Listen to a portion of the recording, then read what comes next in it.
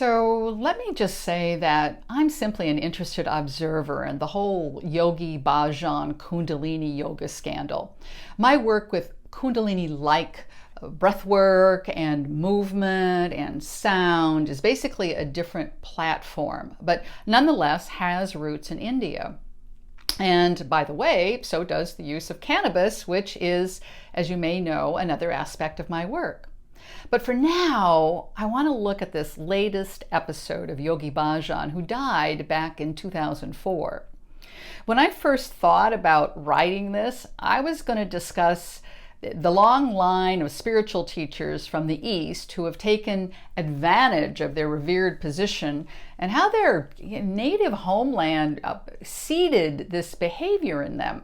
And I did touch on that in an earlier video, and if you want to look at that, it's called Painful Lessons from Kundalini and Yogi Bhajan, Our Human Drive for Inner Growth Outside Ourselves.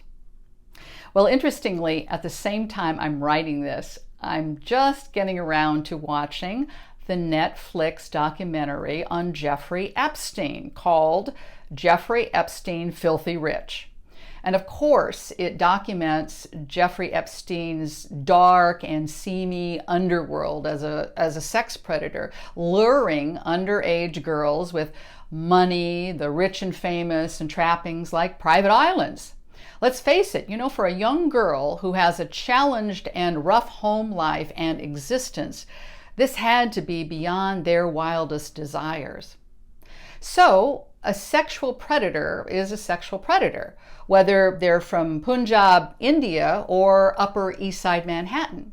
If Epstein's lure was the trappings of glamour and the promise of a better life, Yogi Bhajan's lure was also the promise of a better life, only his currency was the prospect of spiritual development, whatever that might mean, peace, emotional healing, transcendence. And both men premised their acts of betrayal on creating a false sense of security to those lured into their webs of deception. Yes, you could say that Yogi Bhajan, seen as this paternal figure and a gifted, evolved spiritual teacher, was even more dangerous than Epstein because being in Yogi Bhajan's company held the promise of intimate spiritual belonging, love. But then again, the young females who Epstein attracted were also looking for love. Now, not the spiritual flavor, but romantic love, young and innocent. There were those who reported that they loved Jeffrey Epstein and planned to marry him. And others realized early that the sex that they were giving was not going to be repaid with love or any other currency. So in the end, these two men, one from the East and one from the West, knew what they wanted. And that was uncomplicated sex, harvesting human bodies to fuel their enormous sensual appetites. Carnal knowledge, not spiritual, not intimate in the sense of intimacy, touching something deep within, the way the term making love is meant to mean. The relationships that both Yogi Bhajan and Jeffrey Epstein instigated was that of intimate strangers.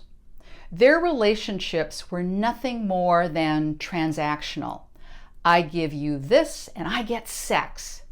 But only they knew the equation was transactional.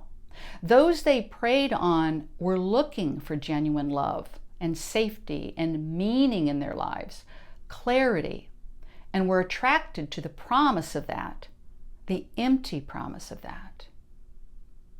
But the truth will free us, so I say, let the healing begin in order to experience what real love feels like. You have thoughts on this? Regardless of whether you're in the Kundalini community or you see the connections I'm drawing here, drop down to the comments section and let us know your thoughts. I'm Becca Williams, and I want you to be so clear on what love means to you in your life and how to claim it for yourself. And I'm here to help you do that.